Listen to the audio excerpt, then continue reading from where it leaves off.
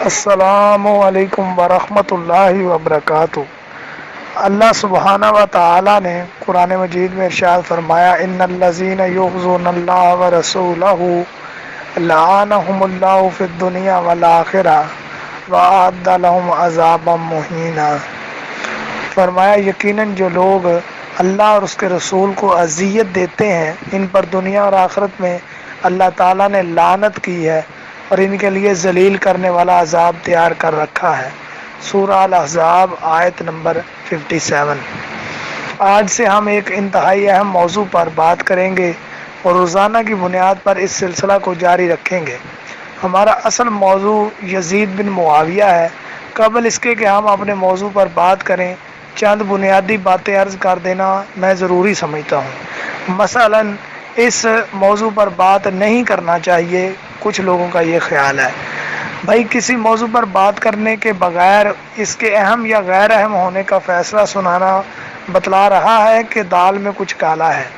جن کا عقیدہ توحید صحیح نہ ہو وہ اس موضوع سے پہلو تہی کرتے ہیں، جن کا عقیدہ ختم نبوت صحیح نہ ہو وہ اس موضوع سے جان چھڑا کر نزول عیسیٰ وغیرہ کی بات کریں گے جیسے قادیانی، اور جو رفع الیدین نہ کرتا ہو وہ اس موضوع کے غیر اہم ہونے کا اعلان کرے گا۔ وہ چھڈو جی یہ گلا نہ کیتا کرو، بس اللہ اللہ کرو وغیرہ وغیرہ، لمبی فہرست ہے، کیا کیا بیان کروں۔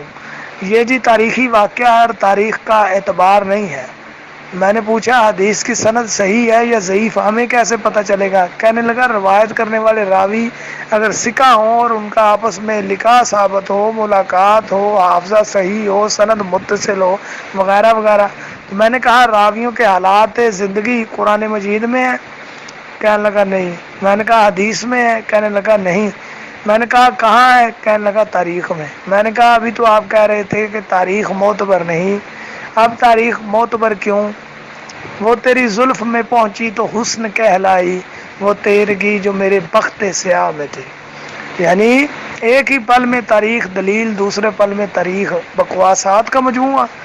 پھر تاریخ اگر بیان کرنا غلط ہے تو قرآن پاک میں پچھلی قوموں کے واقعات موجود ہیں میرے بھائیوں، ہم نے اس سے کیا لینا دینا ہے؟ ساڈی وٹ سانجھی انہاں نال؟ غلط اور صحیح کرنے والے سب فوت ہو چکے ہیں جن کی باتیں قرآن میں ہیں۔ نیکی بدی کا بدلہ خدا سے پا لیں گے۔ ہم ان کے حالات جان کر ہم نے لینا کیا تھا؟ بھائی واقعات بھلانے کے لیے نہیں ہوتے، سبق سیکھنے کے لیے ہوتے ہیں۔ جس نے غلط کیا پائے گا خدا سے، لیکن ہمیں یہ کہنا ہوگا کہ اس نے یہ غلط کیا تھا۔ اس سلسلے کو جاری رکھیں گے انشاءاللہ۔ غور کیجئے، توجہ فرمائیے میرے بھائیوں، اگر یہ موضوع غیر اہم ہوتا تو نواسب اس پر فکر مندی سے کتب کیوں لکھتے؟ سنابلی یزید کی حمایت میں کتاب کیوں لکھتا؟ مولوی صلاح الدین یوسف رسومات محرم اور سانحہ کربلا لکھ کر یزید کے حق میں دلائل کیوں دیتا؟ رشید ابن رشید کیوں لکھتا؟ ابو یزید بٹ کتاب کیوں لکھتا؟ محمود احمد عباسی امام بخاری کو گدھا کہنے والا، مسلم شریف کو بکواسات کا مجموعہ قرار دینے والا، یزید کی خلافت کو ثابت کرنے پر کتابیں کیوں لکھتا؟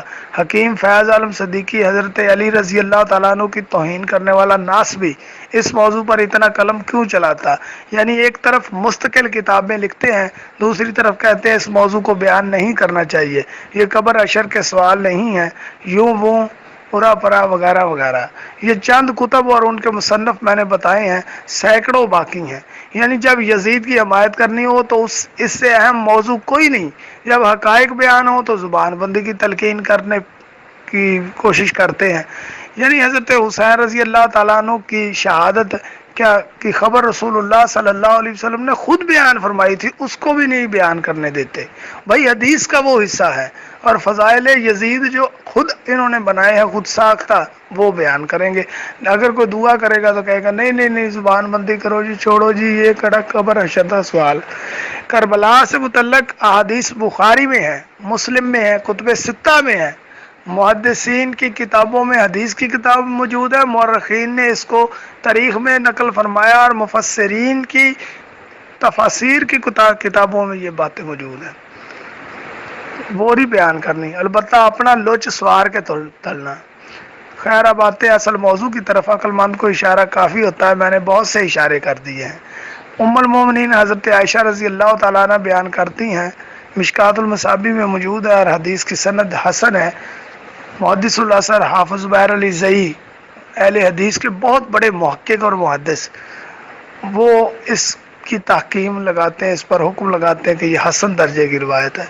ام المومنین بیان فرماتی ہے کہ رسول اللہ صلی اللہ علیہ وسلم نے فرمایا 6 قسم کے لوگوں پر میں نے لعنت کی اور اللہ نے بھی ان پر لعنت کی، اور ہر نبی کی دعا قبول ہوتی ہے۔ اللہ کی کتاب میں اضافہ کرنے والا، اللہ کی تقدیر کو جھٹلانے والا، طاقت کے بل بوتے پر مسلط ہونے والا، اور اسی طریقے سے فرمایا، یعنی 6 کی 6 نشانیاں بیان فرمائی۔ اب آئیے سلسلہ حدیث صحیحہ میں علامہ ناصر الدین البانی اہل حدیث کے بہت بڑے محقق، وہ حدیث لے کے آئے ہیں۔ حضرت نعمان بن بشیر رضی اللہ تعالیٰ عنہ سے مروی ہے کہ ہم ایک مسجد میں بیٹھے تھے، بشیر رضی اللہ تعالیٰ عنہ ایسے شخص تھے جو اپنی حدیث یاد رکھتے تھے۔ ابو سالبہ آئے اور کہنے لگے بشیر بن سعد، کیا تمہیں عمراء کے بارے میں رسول اللہ صلی اللہ علیہ وسلم کی حدیث یاد ہے؟ حذیفہ کہنے لگے مجھے آپ کا خطبہ اچھی طرح یاد ہے۔ ابو سالبہ رضی اللہ عنہ بیٹھ گئے۔ حذیفہ رضی اللہ تعالیٰ عنہ کہنے لگے کہ رسول اللہ صلی اللہ علیہ وسلم نے فرمایا جب تک اللہ چاہے گا تم میں نبوت رہے گی تو نبوت رہے گی، پھر جب اللہ اسے اٹھانا چاہے گا اٹھا لے گا، پھر نبوت کے طریقے پر خلافت ہوگی، جب تک اللہ چاہے گا خلافت رہے گی، پھر جب اللہ اسے اٹھانا چاہے گا اٹھا لے گا، پھر ظلم والی بادشاہت ہوگی، جب تک اللہ چاہے گا رہے گی، پھر بادشاہت جب اللہ اسے اٹھانا چاہے گا اٹھائے گا، پھر کیا ہوگا؟ جبر والی بادشاہت، جب تک اللہ چاہے گا یہ رہے گی، اور جب اللہ اسے اٹھانا چاہے گا تو اٹھا لے گا، پھر نبوت کے منہج پر خلافت ہوگی۔ پھر آپ صلی اللہ علیہ وسلم خاموش ہو گئے۔ سلسلہ احادیث صحیحہ میں یہ موجود ہے، اس کے الفاظ پر غور کریں۔ مشکات المصابیح میں ہے کہ جو شخص ایسی حکومت کرے تو اس پر لعنت ہے، کیسی؟ والمستلطی بالجبروت، جبر کے ساتھ حکومت کرنے والا، اس پر لعنت ہے۔ اور سلسلہ صحیحہ میں یہ بات واضح ہے کہ وہ حکومت جبریہ ہوگی۔ اب ایک طرف رسول اللہ بیان فرما رہے ہیں کہ جبر کے ساتھ حکومت کرنے والے پر لعنت، دوسری طرف اسی ظالم کی حکومت کو کہا کہ یہ جبر کی والی حکومت ہوگی۔ تو حدیثیں یہ دونوں میں انشاءاللہ فرصت میں ان دونوں کو نکال کے آپ کو سینڈ بھی کر دوں گا، پڑھیں۔ اس سلسلے کو مزید آگے انشاءاللہ کل بیان کیا جائے گا۔ جیسا کہ محترم بھائیوں، ہم نے پچھلے وائس نوٹ میں تذکرہ کیا کہ 2 احادیث جو واضح فرمان رسالت مآب علیہ السلام ہیں۔ ایک حدیث یہ بتلاتی ہے کہ 6 قسم کے بندوں پر لعنت، ان میں والمستلط بالجبروت، کہ جبر کے ساتھ حکومت کرنے والا، جبر کے ساتھ مسلط ہونے والا، اور دوسری حدیث میں بادشاہت کے بعد آنے والی حکومت کو ملکن جبریہ کا، فرمایا ثم تکون ملکن جبریہ، پھر جبر والی حکومت ہوگی۔ اسی حدیث کے مزید طریق بھی اگر ہم دیکھیں تو بات مزید واضح ہو جاتی ہے۔ فرمایا کہ نبوت کے بعد خلافت علی منہاج النبوہ، پھر بادشاہت، پھر جبر والی بادشاہت۔ اور ابو داؤد شریف میں اس کا جو طریق ہے اس کو صحابی خود اس روایت کو مزید کھولتے ہیں۔ حضرت سفینہ کہ رسول اللہ صلی اللہ علیہ وسلم نے فرمایا خلافت علی منہاج النبوہ، نبوت کی طرز کی خلافت 30 سال رہے گی، پھر اللہ تعالیٰ سلطنت یا اپنی سلطنت جسے چاہے گا دے دے گا۔ اور سعید کہتے ہیں کہ سفینہ نے مجھ سے کہا کہ اب تم شمار کر لو، یعنی بتلاتا ہوں کہ خلافت کون سی ہے۔ کہنے لگے ابو بکر رضی اللہ عنہ 2 سال، عمر رضی اللہ عنہ 10 سال، عثمان رضی اللہ عنہ 12 سال، اور علی رضی اللہ تعالیٰ عنہ اتنے سال۔ سعید کہتے ہیں کہ میں نے سفینہ رضی اللہ تعالیٰ عنہ سے کہا کہ یہ لوگ کہتے ہیں کہ علی رضی اللہ عنہ خلیفہ نہیں تھے، تو انہوں نے کہا بنی زرقہ یعنی بنی مروان کے یہ چتڑ جھوٹ بولتے ہیں۔ یہ الفاظ اس روایت میں موجود ہے، یعنی یہ مروان کے چتڑ جھوٹ بولتے ہیں۔ گو کہ ہر بچے کے علم میں ہے کہ خلفائے راشدین کی خلافت حسن رضی اللہ تعالیٰ عنہ تک تھی، اور پھر معاویہ اسلام کے پہلے بادشاہ بنے۔ یعنی یہ بڑے بڑے جو مورخین ہیں وہ بھی کہتے ہیں کہ پہلے بادشاہ، اور کیوں نہ، اور رسول اللہ صلی اللہ علیہ وسلم نے بیان کر دیا کہ یہاں تک خلافت رہے گی، اس کے بعد بادشاہت ہے۔ اور اس کے بعد بنا یزید، یہ بھی ہر بچے کو اس بات کا علم ہے، یہ کوئی اتنی مبہم بات نہیں ہے کہ اس کے لیے کچھ دلائل لیے جائیں، لیکن ہم نے اس بات کی تشریح بھی صحابی سے صحیح حدیث کی شکل میں دکھا دی کہ یہ خلافت تھی اور یہ بادشاہت تھی اور یہ جبر والی بادشاہت تھی۔ خلافت کا خاتمہ کس مقام پر ہوا یہ حدیث سے دکھا دیا۔ اس کے علاوہ حدیث سفینہ، اس کا ایک طریق ترمذی میں ہے جو وہ اس میں سفینہ یہ الفاظ بھی ایڈ کرتے ہیں، فرماتے ہیں کہ ان لوگوں کی جو کہہ رہے ہیں نا کہ علی خلیفہ نہیں تھے، ان کی بادشاہت بدترین بادشاہت ہے، یعنی یہ لوگ کہتے تھے کہ حضرت علی خلیفہ ہی نہیں۔ آج مسلمانوں میں سے کون ہے جو یہ کہتا ہے کہ حضرت علی رضی اللہ عنہ سوائے نواسب کے اور کون ہے؟ تو یہ ساری ناسبی پارٹی یہ بھی یہی کہتے تھے۔ اور سلسلہ حدیث صحیحہ میں ایک اور حدیث وہ پیش کی خدمت ہے، میں اس کو آپ کے سامنے رکھتا ہوں اور آپ اپنے ایمان کو آواز دیں اور اس روایت کو پڑھیں۔ اس روایت کی معنوی تائید بخاری میں موجود ہے، مسلم میں موجود ہے، دوسری بہت سی کتابوں میں موجود ہے، لیکن میں جان بوجھ کے البانی رحمہ اللہ کی کتاب سے یہ طریق پیش کر رہا ہوں۔ عبادہ بن صامت رضی اللہ تعالیٰ عنہ فرماتے ہیں کہ مرفوعاً وہ رسول اللہ صلی اللہ علیہ وسلم کا قول نقل کرتے ہیں، یہ عبادہ بن صامت کا قول نہیں، وہ اللہ کے نبی کی بات کو بیان کر رہے ہیں۔ مرفوعاً فرماتے ہیں کہ اے اللہ، رسول اللہ نے فرمایا اے اللہ، جس نے اہل مدینہ پر ظلم کیا اور انہیں ڈرایا تو بھی اسے ڈرا، اور اس پر اللہ، فرشتوں اور تمام لوگوں کی لعنت ہو، اس سے فرض اور نفل قبول نہیں کیا جائے گا۔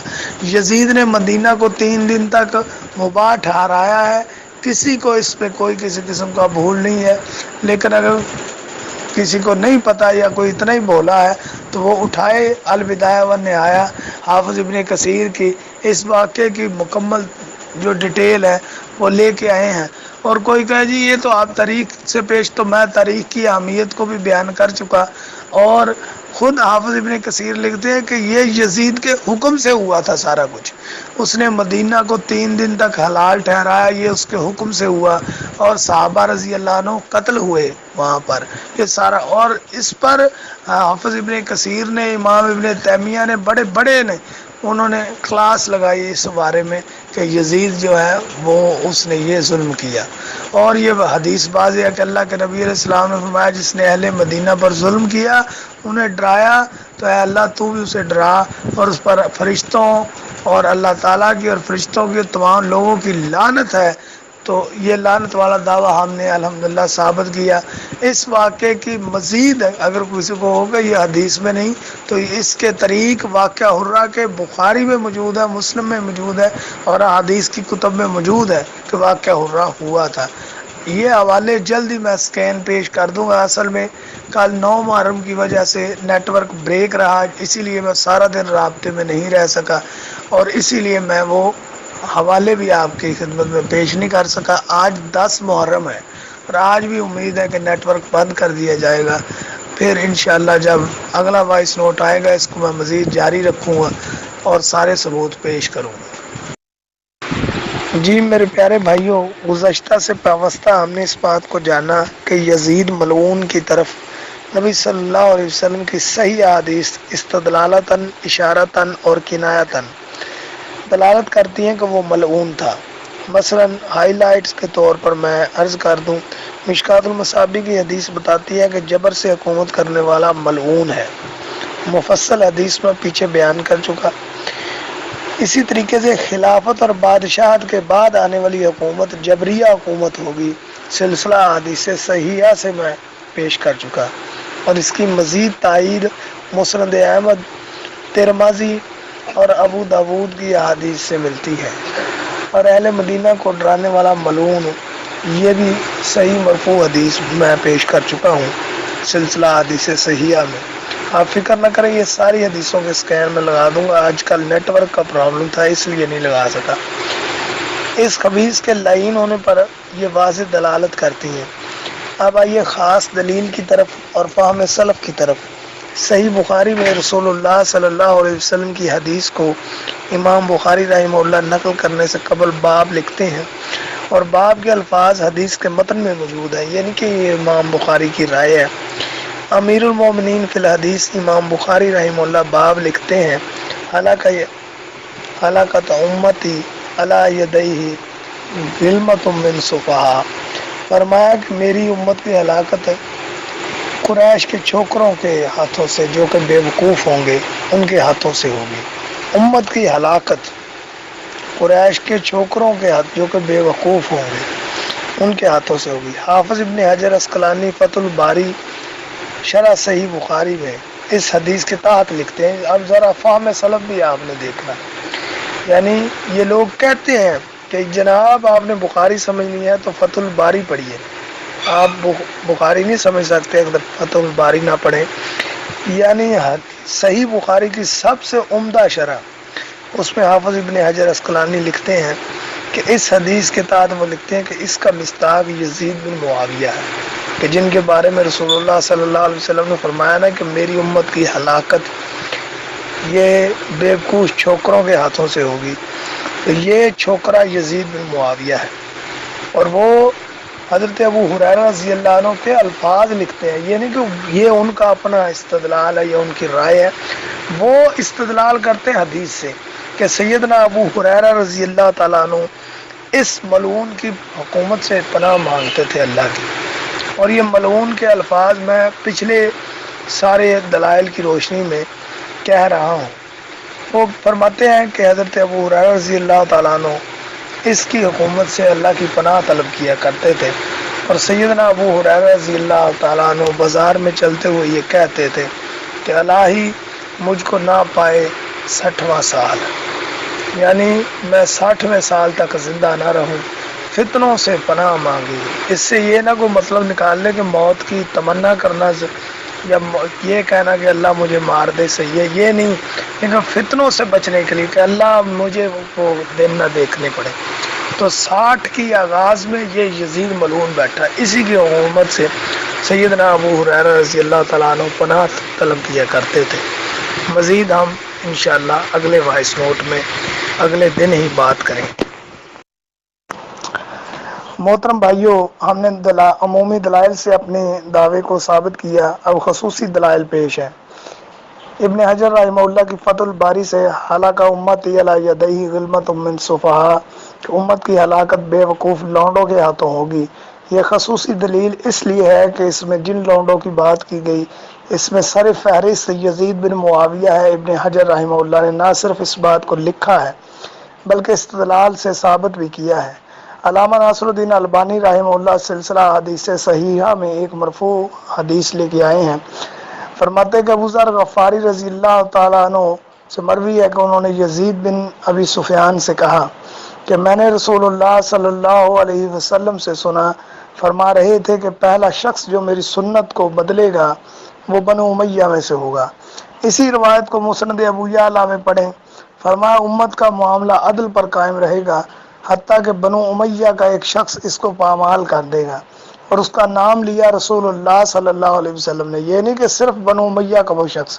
البانی رحمہ اللہ نے بنو امیہ کا شخص والی طریق لے کے آئے، تو مسند ابی یعلا میں اس طریق میں یہ بات موجود ہے کہ رسول اللہ صلی اللہ علیہ وسلم نے اس بندے کا نام بھی لے دیا جو سنت کو تبدیل کرے گا۔ رسول اللہ صلی اللہ علیہ وسلم نے فرمایا یقال لہ یزید، یقال لہ یزید، اس کو یزید کہا جائے گا۔ اس روایت کو بہت سے محدثین نے روایت کیا ہے، جن میں سے کچھ روایتوں کے طریق ضعیف بھی ہیں، لیکن صحیح سند تاریخ دمشق اساکر میں موجود ہے، اور واقعہ کی تفصیل بھی موجود ہے کہ یہ بات ہوئی کیسے تھی۔ نقل کیا علامہ ابن اساکر رحمہ اللہ نے کہ ایک جنگ کے دوران مال غنیمت میں ایک لونڈی کسی صحابی کے حصے میں آئی۔ یزید بن ابی سفیان رضی اللہ تعالیٰ عنہ یہ صحابی ہیں اور حضرت معاویہ کے بھائی ہیں، ان کا نام بھی یزید تھا۔ یزید بن ابی سفیان رحمہ اللہ نے رضی اللہ عنہ نے وہ لونڈی اپنے قبضے میں لے لی، اور اس صحابی نے جس کے حصے میں وہ لونڈی آتی تھی ابو ذر غفاری رضی اللہ تعالیٰ عنہ سے اس کی شکایت کی۔ ابو ذر رضی اللہ تعالیٰ عنہ نے فرمایا یزید بن ابی سفیان سے کہ اس کو لونڈی واپس کر دو، انہوں نے انکار کیا۔ ابو ذر غفاری رضی اللہ تعالیٰ عنہ نے فرمایا، ان کو پھر یہ حدیث سنائی کہ بنو امیہ کا ایک شخص میری سنت کو بدل دے گا، رسول اللہ صلی اللہ علیہ وسلم نے یہ فرمایا ہے۔ پہلا شخص جو سنت کو تبدیل کروں گا وہ بنو امیہ کا ہوگا اور اس کا نام یزید ہوگا۔ اس روایت میں باسند صحیح یہ بات موجود ہے۔ تو یزید بن ابو سفیان نے جب حدیث سنی کہ ہے یہ بات ہے تو انہوں نے فوراً لونڈی واپس کر دی۔ وہ نیک آدمی تھے، ڈر گیا کہ یا رسول اللہ نے تو اس شخص پر وعید فرمائی ہے تو میں وہ یزید ہوں۔ انہوں نے فوراً وہ واپس کر دی اور فرمایا ابو ذر کیا میں وہ یزید ہوں؟ تو ابو ذر رضی اللہ تعالیٰ عنہ نے فرمایا نہیں، آپ نہیں ہیں۔ بنو امیہ کا یزید جو سنت کو تبدیل کرے گا، رسول اللہ صلی اللہ علیہ وسلم نے باقاعدہ اس کا نام لے کے کہا کہ امت عدل پہ قائم ہوگی اور یہ شخص عدل کو پامال کرے گا، اس کا نام یزید ہوگا۔ یہ خصوصی دلیل ہے، یہ حدیث واضح دلیل ہے کہ یزید بن معاویہ کی مذمت اس سے بالکل ثابت ہوتی ہے، واضح الفاظ کے ساتھ اور صحیح سند کے ساتھ۔ انشاءاللہ اس سلسلے کو مزید آگے بڑھائیں گے اور ان دلائل کی طرف بھی آئیں گے کہ جن کو یہ بیان کر کے یزید کی وکالت کرنے کی کوشش کرتے ہیں۔ محترم بھائیوں، گزشتہ سے پیوستہ گفتگو میں ہم نے اپنے موقف پر دلائل دیے، اسی سلسلہ کو مزید آگے بڑھاتے ہیں۔ امام ابو داؤد طیالسی ایک حدیث لائے ہیں واقعہ حرہ سے متعلق، اور اس کو البانی رحمہ اللہ سلسلہ صحیحہ میں جو انہوں نے صحیح احادیث لکھی ہیں اس میں لائے، اور یہ اہل حدیث کے چوٹی کے محدث ہیں علامہ ناصر الدین البانی۔ بیان فرماتے ہیں، وہ لکھتے ہیں کہ جابر بن عبداللہ اپنے والد سے بیان کرتے ہیں ایک دن وہ باہر نکلے، ان کے والد حرہ والے دن واقعہ حرہ ہو رہا تھا، اس دن وہ صحابی باہر نکلے تو ان کے قدموں کو ٹھوکر لگی پتھر سے، تو وہ کہنے لگے کہ ستیہ ناس ہو جائے اس شخص کا، وہ برباد ہو جائے وہ شخص جس نے اللہ کے رسول صلی اللہ علیہ وسلم کو ڈرایا۔ تو کہنے لگے میں نے کہا کہ اللہ کے رسول کو کون ڈرا سکتا ہے، کس نے ڈرایا؟ تو فرماتے ہیں کہ رسول اللہ صلی اللہ علیہ وسلم نے فرمایا تھا کہ جس نے انصار کے اس قبیلے کو ڈرایا اس نے رسول اللہ صلی اللہ علیہ وسلم کے دل کو ڈرایا، درمیان کے دل ہے اس کو ڈرایا۔ یہ ظاہر ہے انسان دل سے ڈرتا ہے، یعنی رسول اللہ صلی اللہ علیہ وسلم کو ڈرایا، جس نے مدینہ والوں کو ڈرایا جہاں پر پودا اکھاڑنا پودا کاٹنا بھی جرم ہے، وہاں پر گردنیں کاٹ دی واقعہ حرہ میں۔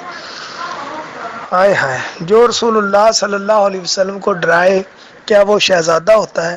وہ حسین رضی اللہ عنہ کا ہم پلہ ہوتا ہے؟ وہ رحمہ اللہ ہوتا ہے؟ وہ رضی اللہ عنہ ہوتا ہے؟ وہ امیر المومنین ہوتا ہے؟ کیا وہ خلیفہ ہوتا ہے؟ اس کے دفاع پر کتابیں لکھی جانی چاہیے، اس کی تعریف کرنی چاہیے، اس کا تقابل اہل بیت سے کرنا چاہیے، اس کی وکالت کرنی چاہیے، جس کو فسق و فجور پر علماء اسلام علماء امت متفق ہوں اس کو جنتی بناتے پھرتے ہیں یہ چند ناصب الذہن قسم کے لوگ۔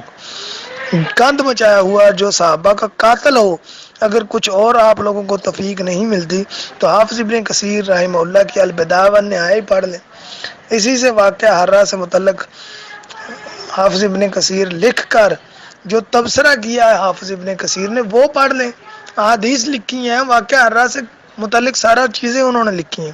انشاءاللہ وہ 2 صفحات میں یہاں لگا دوں گا، طوالت کے ڈر سے میں وہ یہاں پر پڑھتا نہیں ہوں لیکن لگا دوں گا، جس کو شوق ہو پڑھے کہ علامہ ابن کثیر رحمہ اللہ کس طرح سے وہ سارے واقعے کو دیکھتے ہیں اور اس پر یزید پر کس طرح کے انہوں نے کمنٹ کی ہے۔ اس واقعہ حرہ کی یہ صرف نہیں کہ تاریخی ہے، یہ اس کی تائید بخاری و مسلم کی احادیث سے پڑھ لیں، صحاح ستہ میں اس کی احادیث موجود ہیں، اور علماء امت کے اس پر اقوال پڑھیں، خاص طور پر علامہ ابن تیمیہ اور ابن کثیر کو پڑھیں جو کہ بہت معتدل عالم ہیں، اور قرآن پاک کی یہ آیت بھی پڑھیں وَمَن يُقْتَلْ مُؤْمِنًا مُتَعَمِّدًا فَجَزَاؤُهُ جَهَنَّمُ خَالِدًا فِيهَا وَغَضِبَ اللَّهُ عَلَيْهِ وَلَعَنَهُ وَأَعَدَّ لَهُمْ عَذَابًا عَظِيمًا۔ فرمایا جو کسی مومن کو قتل کرے جان بوجھ کر اس کی سزا دوزخ ہے جس میں وہ ہمیشہ رہے گا، اور اس پر اللہ کا غضب ہے، اللہ کی لعنت ہے، اسے اللہ تعالیٰ نے لعنت کی ہے، اس کے لیے بڑا عذاب تیار کر رکھا ہے۔ قرآن کی آیت ہی پڑھ لیں شاید شرم آ جائے اور یہ یزید کی تعریف کو بند کریں۔ اس سلسلے کو انشاءاللہ مزید آگے لے کے جایا جائے۔ پیارے بھائیوں، جس طرح مدینہ حرم ہے اور حرمت والا ہے، معزز ہے، محترم ہے، اسی طرح مکہ بھی حرم ہے اور یہاں بیت اللہ ہے، یہاں پر رسول اللہ صلی اللہ علیہ وسلم پیدا ہوئے، اور یہ بات اس دھرتی کا اعزاز ہے کہ اس کے شرف کی بھی یہ دلیل ہے۔ یہاں سے اسلام کی عالمگیر دعوت کا آغاز ہوا، یہاں پر رسول اللہ صلی اللہ علیہ وسلم پر پہلی وحی اتری۔ یقین جانیے کہ اگر رسول اللہ صلی اللہ علیہ وسلم نہ آتے تو ہم کیا ہوتے؟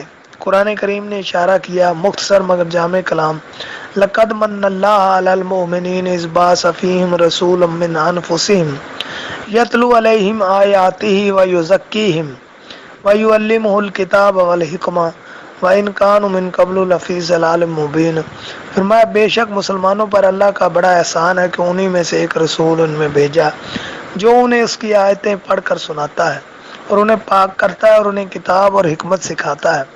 یقیناً یہ سب اس سے پہلے کھلی گمراہی میں تھے۔ حضور صلی اللہ علیہ وسلم کی بعثت سے قبل انسان کھلی گمراہی میں تھے۔ وَإِنْ كَانُوا مِنْ قَبْلُ لَفِي ضَلَالٍ مُّبِينٍ، اس سے پہلے یہ کھلی گمراہی میں تھے۔ حضور صلی اللہ علیہ وسلم نہ ہوتے تو آج ہم سب کھلی گمراہی میں ہوتے۔ یہ اللہ پاک کا سب سے بڑا احسان ہے۔ جس طرح مدینے کا ادب اور احترام رسول اللہ صلی اللہ علیہ وسلم نے بیان فرمایا، یزید نے اسی طرح اس کو پامال بھی کیا، اسی طرح مکہ کو بھی پامال کیا، کعبہ کو جلا دیا، آگ لگا دی، گولہ باری کروائی، صرف اپنے مذموم مقاصد کے حصول کے لیے۔ دلیل کے لیے صحیح مسلم اٹھائیے، کتاب الامارہ پڑھیے، حدیث کی کتابوں میں اور تاریخ کی کتابوں میں یہ بات بھی پڑھیے کہ کعبہ جب جلا تھا تو کس نے جلوایا تھا، اور کعبہ پر حملے کرنے والے یزیدی فوجی تھے، اور تاریخ اور حدیث دونوں اس کے شاہد ہیں کہ وہ شامی تھے، اور ابن زبیر رضی اللہ تعالیٰ عنہ نے اس حالت کو برقرار رکھا، کعبہ کی اس حالت کو برقرار رکھا اور لوگوں کو دکھایا کہ حج کے دنوں میں لوگ دیکھیں اور دینی غیرت جاگے۔ آج میں بھی ابن زبیر رضی اللہ تعالیٰ عنہ کی سنت زندہ کرتے ہوئے صحیح مسلم کی اس حدیث کو میں اور آپ دیکھیں اور دینی غیرت جگائیں اور غلط کو غلط کہیں، نہ کہ مٹی پاؤ پالیسی پر عمل کریں اور پلید کی تعریفیں کریں۔ دونوں حدیثیں سینڈ کرتا ہوں۔ اہل مدینہ کو ڈرانا رسول اللہ صلی اللہ علیہ وسلم کے دل کو ڈرانا ہے۔ پیچھے حدیث میں پیش کر چکا، لیکن اس کا سکین نہیں میں نے دیا تھا، وہ میں دے رہا ہوں۔ اور کعبہ کو جلایا یزیدی فوج نے، اور تیسرا کام قتل حسین ابن علی رضی اللہ تعالیٰ عنہ کا ہے، جس کو سر انجام دیا اس کی فوج نے، یزید کی فوج نے، اور اس نے ان ظالموں کا مواخذہ نہ کر کے اپنے ملوث ہونے کے واضح ثبوت دیے۔ باقی اس کے خلاف علماء اور سلف نے کیا لکھا ہے، محدثین نے اس کو کس نظر سے دیکھا ہے، وہ کسی سے مخفی نہیں ہے۔ خاص طور پر علماء اہل حدیث اس لائن کو لعنتی لکھتے رہے اور پلید لکھتے آئے، لیکن جو شخص ان دلائل کو ہضم کر جائے جو میں نے بیان کیے ہیں ان سارے وائس نوٹ میں، اور یزید کی مذمت کا وہ قائل نہ ہو، تو اس کے لیے علماء کے اقوال کی کیا حیثیت رہ جاتی ہے؟ ثانوی سی حیثیت رہ جائے گی، کچھ بھی نہیں اس کے لیے۔ پھر بھی ہم اس میں اختصار سے کام لیتے ہوئے چند اقوال ذکر کروں گا میں انشاءاللہ، وباللہ توفیق۔ محترم بھائیوں، ہم نے یزید بن معاویہ کی مذمت پر جو سلسلہ شروع کیا ہے، اسی سلسلہ کو آگے بڑھاتے ہیں۔ ابو داؤد شریف حدیث کی کتاب ہے، اس میں حدیث ہے، لمبی حدیث ہے۔ ہم اپنے متعلقہ جو ٹکڑا ہے وہ میں عرض کرتا ہوں کہ نبی صلی اللہ علیہ وسلم نے فرمایا کہ جو میرے بعد تم میں سے زندہ رہے گا، ان قریب بہت سے اختلافات دیکھے گا، تو تم پر لازم ہے میری سنت اور میرے ہدایت یافتہ خلفاء راشدین کی سنت۔ اس طریقہ کو تم لازم پکڑنا، تم اس سے چمٹ جانا اور اسے دانتوں سے مضبوط پکڑ لینا، اور دین میں نکالی گئی نئی باتوں سے بچتے رہنا، اس لیے کہ ہر نئی بات بدعت ہے اور ہر بدعت گمراہی ہے۔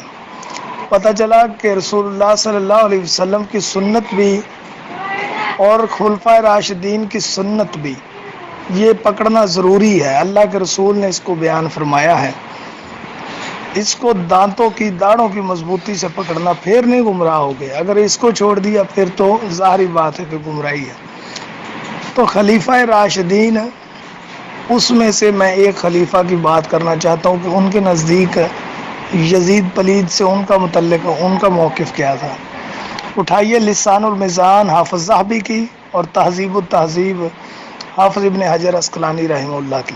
یہ راویوں پر کتابیں ہیں، یعنی حدیث کے جو راوی ہیں ان میں سے کون کیا ہے، حالات راویوں کے ان کتابوں میں درج ہے۔ علم کا خزانہ ہے، کس حیثیت سے یہ یزید تھا اس میں وہ لکھتے ہیں۔ راوی بیان کرتے ہیں کنتو عندہ عمر بن عبدالعزیز، کنتو عندہ عمر بن عبدالعزیز، میں عمر بن عبدالعزیز رحمہ اللہ کے پاس تھا۔ فذکر رجل یزید بن معاویہ، تو ایک شخص نے یزید بن معاویہ کا ذکر کیا اور کہنے لگا فقال امیر المومنین یزید، کہنے لگا یزید امیر المومنین ہے۔ فقال عمر، تو عمر بن عبدالعزیز کہنے لگے تقول امیر المومنین یزید، انہوں نے کہا تو امیر المومنین کہتا ہے یزید کو۔ وَأَمَرَ بِهِ فَضُرِبَ 20 صوتا، انہوں نے حکم دیا کہ اس کو 20 کوڑے لگوائے۔ تو آج یہ لوگ تعریفیں کرنے والے اور رضی اللہ عنہ لکھنے والے اس دور میں ہوتے تو کتنے کوڑے پڑتے ان کو۔ تو یاد رکھیے کہ خلیفہ راشد کی سنت کو پکڑنا لازم ہے، رسول اللہ صلی اللہ علیہ وسلم نے حکم دیا ہے۔ اور خلیفہ راشد تعریف نہیں کرتے تھے، تعریف کرنے والے کو کوڑے لگاتے تھے۔ اب یا تو یہ کتابیں اٹھا کے جلا دیں، نام نہاد اہل سنت اور نام نہاد اہل حدیث بنتے ہیں اور یزید کی تعریف کرتے ہیں، تو یا تو یہ کتابیں اٹھا کے دریا برد کریں کہ ان کا کوئی اعتبار نہیں جی یہ فلاں ہے، اور اگر ان کتابوں کو مانتے ہیں راویوں کے حالات کو پکڑنے کے لیے ان کتابوں کو اٹھاتے ہیں تو اس میں موجود باتیں ساری ماننا ہوں گی۔ پھر دیکھیں کہ یزید عمر بن عبدالعزیز رحمہ اللہ جو کہ مسلمانوں کے مابین متفقہ خلیفہ راشد ہیں، ان کے نزدیک یزید کی حیثیت کیا تھی، اور آج ان ظالموں کے نزدیک حسین رضی اللہ عنہ جھوٹے ہیں اور یزید سچا ہے۔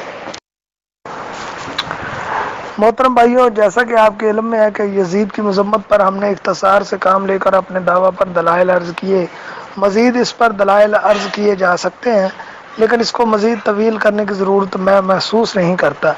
اس سلسلے کو مزید آگے چلانے کی بھی ضرورت نہیں ہے، ہم کافی چیزیں پیش کر چکے ہیں۔ اگر کوئی شخص ایمانداری سے اس کو دیکھے تعصب سے ہٹ کر تو اس کو بات سمجھ آ سکتی ہے۔ اب ہم ان شبہات کی طرف آتے ہیں جن کو سامنے رکھ کر یزیدی گروہ کا خیال ہے کہ یزید بخشا ہوا ہے، اور اس کی دلیل وہ دیتے ہیں صحیح بخاری شریف، اور حدیث کا نمبر ہے 2429۔ طویل حدیث ہے، اس میں یہ ہے کہ آپ صلی اللہ علیہ وسلم نے اپنا ایک خواب سے متعلق بتلایا، اور ام حرام بنت ملحان رضی اللہ تعالیٰ عنہ ان کو یہ بات بتلائی کہ جو لشکر سفر کر کے دریائی سفر کر کے جہاد کرے گا نا تو اس کے لیے اللہ کی رحمت اس نے واجب کر لی اپنے اوپر، اس طرح کے الفاظ ہیں اس حدیث میں۔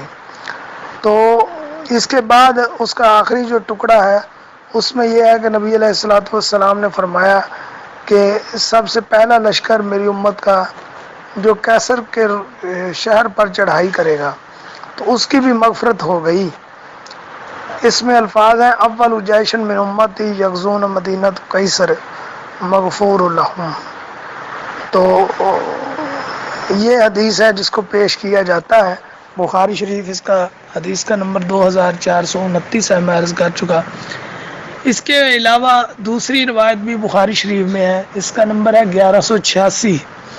یہ بھی ایک طویل حدیث ہے، اور اس میں یہ بات ہے کہ صحابی بیان کرتے ہیں کہ یہ حدیث ایک یعنی جو ہمارے متعلقہ ٹکڑا ہے نا درمیان میں سے میں وہی پڑھ رہا ہوں کہ وہ کہتے ہیں کہ یہ حدیث ایک ایسی جگہ میں بیان کی گئی جس میں نبی علیہ الصلوۃ والسلام کے مشہور صحابی ابو ایوب انصاری رضی اللہ عنہ بھی شامل موجود تھے۔ یہ روم کے اس جہاد کا ذکر ہے جس میں آپ کی موت واقع ہوئی، یعنی ابو ایوب انصاری رضی اللہ عنہ اس میں فوت ہوئے، اور فوج کے سردار یزید بن معاویہ تھے۔ اب پہلے والی جو حدیث میں نے 2429 بتلائی ہے اس میں یہ ہے کہ جو کیسر کے شہر پر حملہ کرے گا، اور اس میں یہ ہے کہ کیسر کے شہر قسطنطنیہ پر حملہ، اس میں ابو ایوب انصاری رضی اللہ تعالیٰ عنہ کی موت ہوئی۔ اس لشکر کا حوال سنایا جا رہا ہے 1186 نمبر حدیث میں، اور اس کے متعلق کہا جا رہا ہے کہ اس فوج کے سردار یزید بن معاویہ تھے۔ ان دونوں احادیث کو استعمال کر کے یزیدی غلط فہمی پھیلاتے ہیں کہ یزید بخشا گیا۔ اس حدیث کا مطلب کیا ہے ان دونوں احادیث کا، اور یزید اس بشارت کا مصداق ہے یا نہیں، انشاءاللہ یہ ہم اگلے وائس نوٹ میں عرض کریں گے۔ صحیح بخاری شریف کی ان دونوں احادیث کو جن کا میں نے تذکرہ کیا سامنے رکھا جائے تو یہ لوگ کہتے ہیں کہ یزید کیونکہ قسطنطنیہ پر گیا لہذا بخشا گیا، لیکن دیکھنے والی بات یہ ہے کہ جس حدیث میں بشارت کی بات ہے اس میں رسول اللہ صلی اللہ علیہ وسلم نے قید لگائی ہے ایک، کہ یہ ہر لشکر کے لیے نہیں ہے، اول الجیش، یہ پہلے لشکر کے لیے ہے۔ اب دیکھنا یہ ہے کہ یزید پہلے لشکر میں گیا یا نہیں، یہ بات تو طے ہے کہ یزید گیا۔ وہ دوسری جو حدیث ہے جو کہ کتاب التہجد میں ہے غالباً، اور جس کا نمبر بھی میں نے بیان کر دیا، اس میں یہ بات ہے کہ وہ گیا تھا اور ابو ایوب انصاری رضی اللہ تعالیٰ عنہ فوت ہوئے اس لشکر میں۔ اگر ہم تاریخ کی طرف دیکھیں تو یزید جس لشکر میں گیا ہے اس سے قبل 6 لشکر یا 7 لشکر حملہ کر چکے تھے، یہ 8ویں لشکر میں گیا، لہٰذا یہ بشارت اس کے لیے ممکن ہی نہیں کہ ہو سکے۔ بشارت پہلے لشکر کے لیے ہے، دوسرے کے لیے بھی نہیں ہے۔ تو یہ صحابہ اکرام تھے جنہوں نے یہ غزوہ کیا تھا، اور غور کریں تو بخاری شریف کی روایت میں یہ بات بھی واضح طور پر کہ قسطنطنیہ کا لفظ نہیں ہے، یہاں پر قیصر کا شہر ہے، اور قیصر کا کوئی بھی شہر ہو سکتا ہے، تو لہٰذا قیصر کے شہر پر اس سے پہلے بہت سے حملے ہو چکے تھے۔ لیکن کیونکہ میں آسان کر کے بات کو سمجھانا چاہتا ہوں اور تاریخ کی ضخیم کتابوں کی طرف میں نے اشارہ کرتا، آپ سنن ابی داؤد حدیث نمبر 2512 2512 اس کو دیکھ لیجئے، سارا مسئلہ سمجھ میں آ جائے گا۔ محدث الاثر حافظ زبیر رضی رحمہ اللہ نے بھی یہی بات کی تھی، انہوں نے کہا باقی لشکر چھوڑے، اس میں بھی ایک لشکر کا تذکرہ ہے ابو داؤد شریف 2512 نمبر حدیث، کہ وہ لشکر قسطنطنیہ پر، قیصر کے شہر پر قسطنطنیہ پر وہ حملہ کر رہا ہے، اور اس کے جو امیر ہیں وہ عبد الرحمن خالد بن ولید ہیں، اور اس لشکر میں سیدنا ابو ایوب انصاری رضی اللہ تعالیٰ عنہ بھی موجود ہے، اور وہ ایک صحابی کو باقاعدہ ایک آیت کی تفسیر بتلا رہے ہیں۔ اس سے یہ بات پتہ چلی کہ یزید والا لشکر کم از کم اس لشکر سے کے بعد ہے۔ اس کی وجہ یہ ہے کہ اگر یزید والا لشکر ہم پہلا مانیں تو پھر ابو ایوب انصاری فوت ہو گیا، پھر کسی فوت ہونے کے بعد وہ کسی لشکر میں جا نہیں سکتے، لہذا فوت ہونے سے پہلے ایک لشکر اس میں وہ چلے گئے، اور وہ عبد الرحمن خالد بن ولید کے بیٹے کے لشکر میں گئے ہیں، اور یہ حدیث اس بات کو واضح کر دیتی ہے۔ اتنی واضح بات کے باوجود لوگ اگر ضد کریں تو یہ ان کی ضد اور ہٹ دھرمی ہے۔ تو اس میں واضح طور پر آپ دیکھ سکتے ہیں، اگر کسی بھائی کو درکار ہو تو میں یہ حدیثیں بھی دکھانے کا پابند ہوں۔ 2512 نمبر حدیث یہ بات واضح کر دیتی ہے کہ یزید لشکر مغفور میں موجود نہیں تھا۔ جی تو محترم بھائیوں، ایک اور شبہ پیش کیا جاتا ہے، وہ یہ ہے کہ جی صحابہ رضی اللہ عنہم نے یزید کی بیعت کی ہوئی تھی، اور جب اہل مدینہ یزید کی بیعت توڑنے لگے تو عبداللہ بن عمر رضی اللہ تعالیٰ عنہ نے اپنے آل اولاد کو جمع کیا اور انہیں یہ کہا کہ میں نے نبی علیہ الصلوۃ والسلام سے سنا کہ ہر غدار کے لیے قیامت کے دن جھنڈا نصب کیا جائے گا۔ یہ روایت صحیح بخاری شریف میں موجود ہے۔ تو کہتے ہیں کہ ہم نے اس شخص کی بیعت اللہ رسول کے حکم کے مطابق کی ہے، اور میں نہیں جانتا کہ اس سے بڑی غداری کیا ہو سکتی ہے کہ کسی آدمی کی بیعت کی جائے پھر اس کے ساتھ جنگ شروع کر دی جائے۔ صحیح بخاری میں موجود ہے۔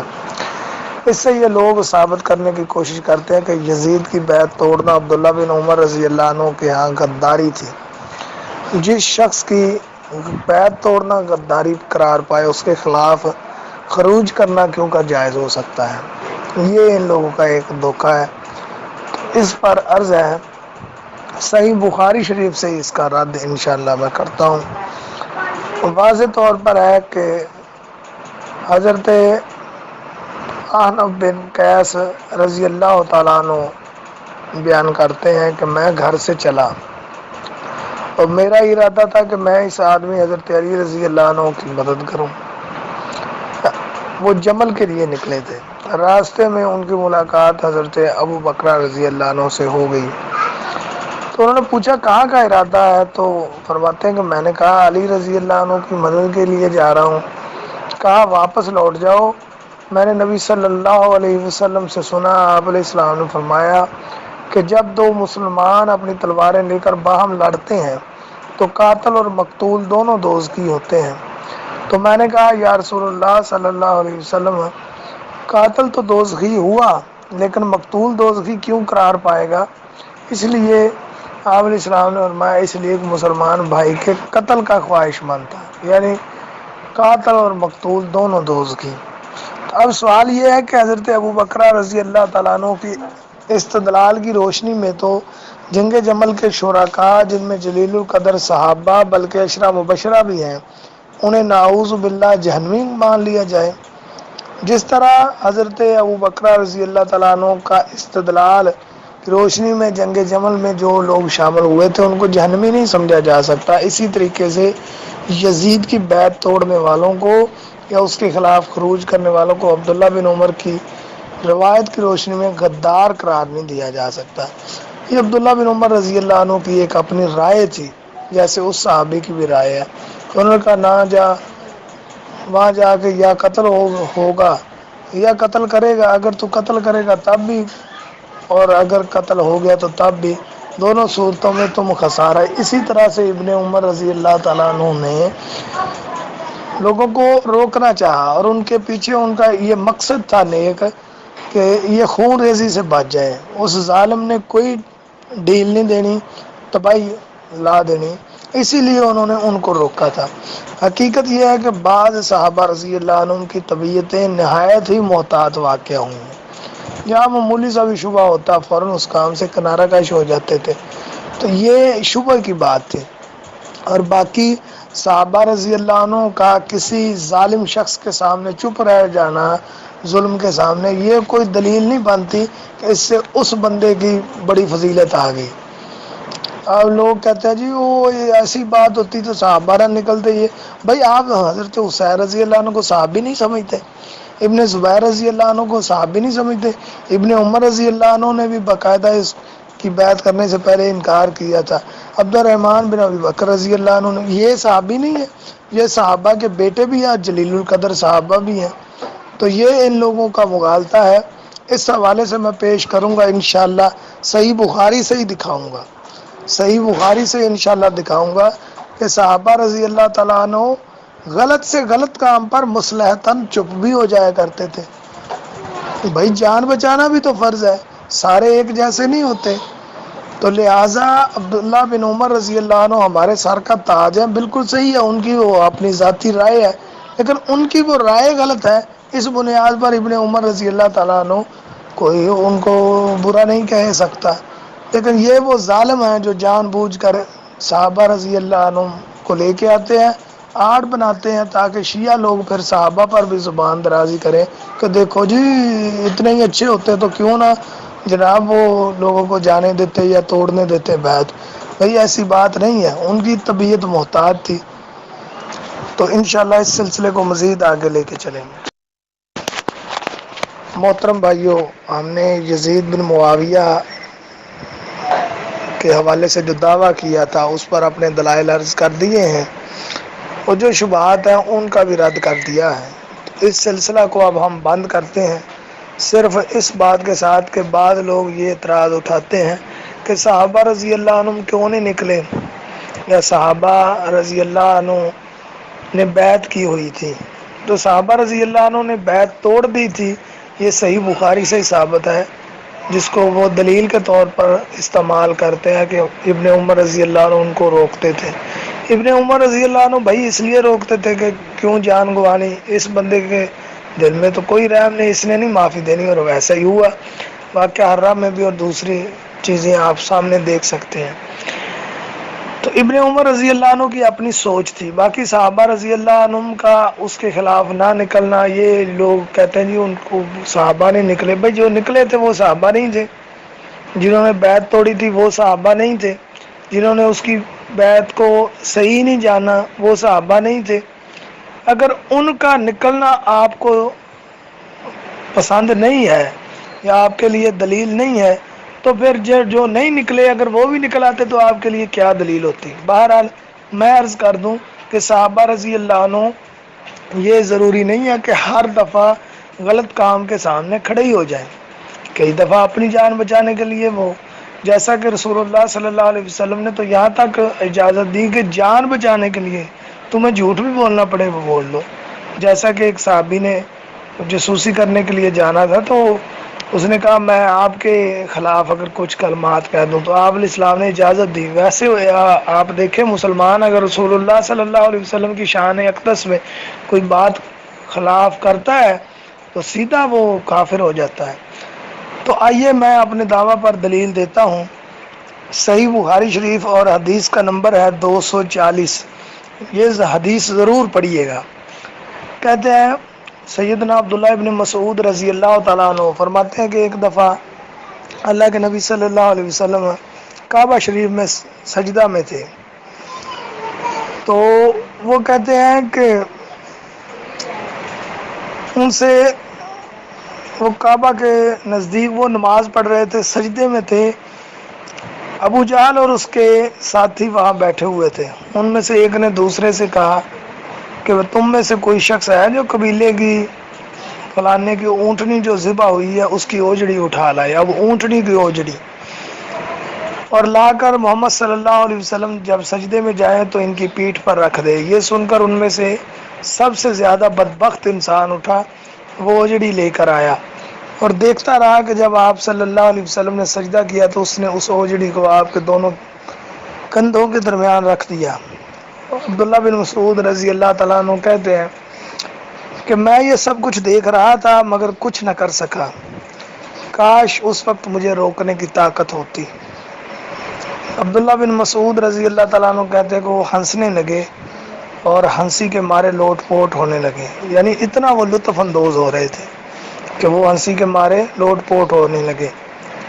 رسول اللہ صلی اللہ علیہ وسلم سجدہ میں تھے، اپنا سر نہیں اٹھا سکے بوجھ کی وجہ سے، بوجھ اتنا زیادہ تھا۔ اب وہ بے غیرت اوجری ڈال رہے ہیں، وہ ظالم اوجری ڈال رہے ہیں اور لوٹ پوٹ ہو رہے ہیں، ہنسی مذاق کر رہے ہیں، اور ابن مسعود رضی اللہ عنہ دیکھ رہے ہیں اور کہتے ہیں کاش مجھ میں یہ طاقت ہوتی کہ میں کوئی ظالم کہے گا کہ ابن مسعود رضی اللہ تعالیٰ عنہ صحیح نہیں تھے، ان کو عشق مصطفیٰ نہیں تھا، محبت مصطفیٰ نہیں، ایسی کیا بات ہے بھائی، انہوں نے اپنی جان بچائی۔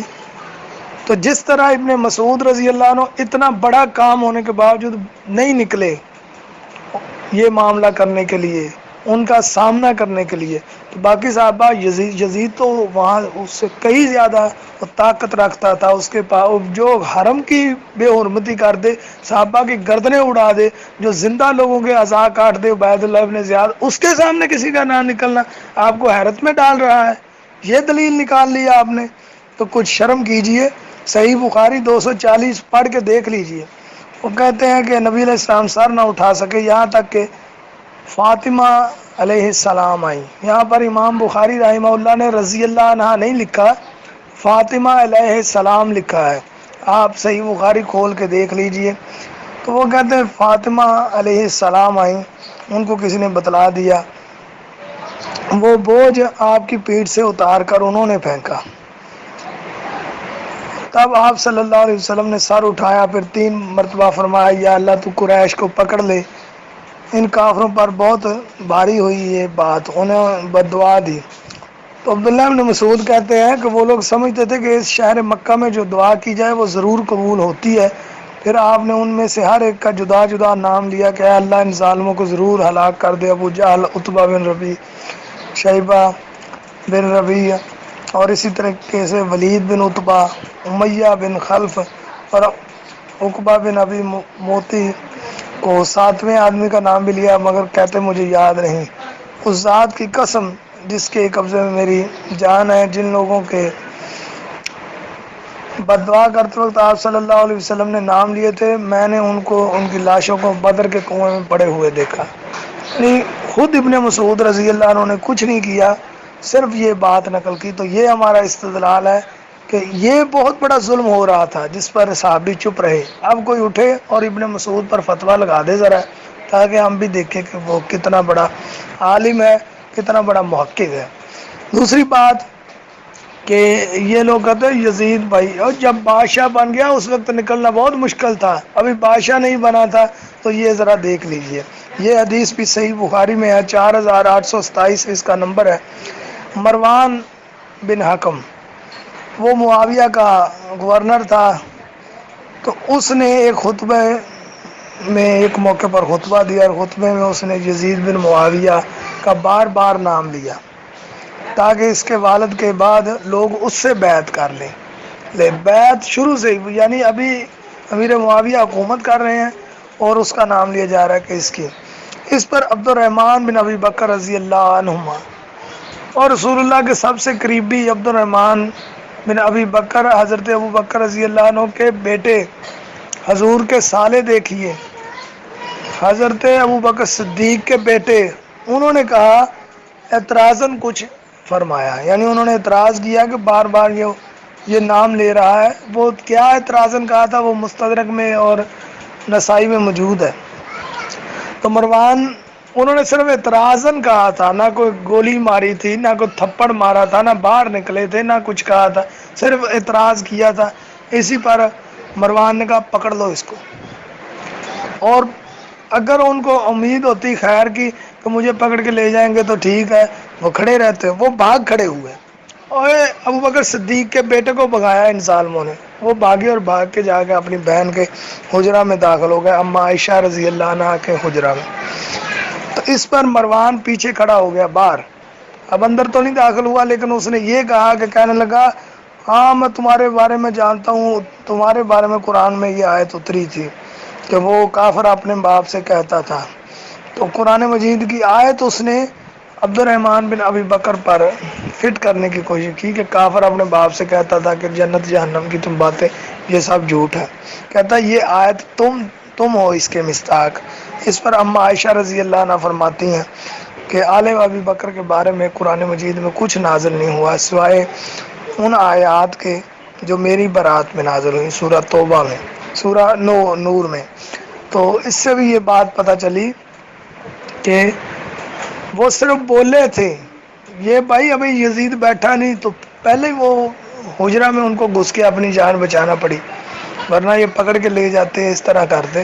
تو اس سے یہ ٹیڑھا مطلب نکال لینا کہ صحابہ کیوں نہیں نکلے اور انہوں نے یہ کیوں نہیں کیا، وہ کیوں نہیں کیا، سب جھوٹ ہے، بکواس ہے، اپنی منطق ہے۔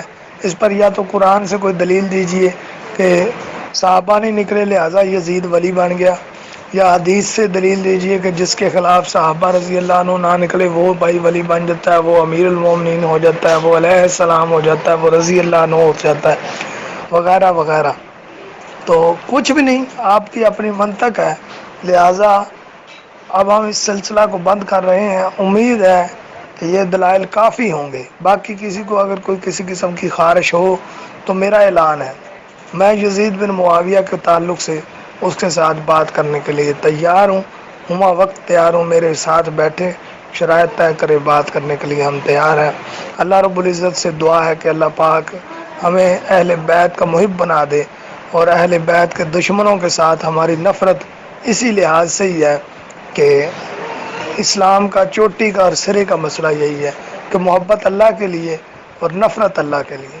جو رسول اللہ کے بچے کے دشمن ہیں، جو اہل بیت کے دشمن، ہمارے وہ کیا لگتے ہیں، لہذا ہم ان سے اعلان برات کرتے ہیں، ہم ایسے سارے ناسبیوں پر لعنت ڈالتے ہیں۔ اللہ ہمیں سچا اہل حدیث بنا دے، اللہ ہمیں سچا اہل سنت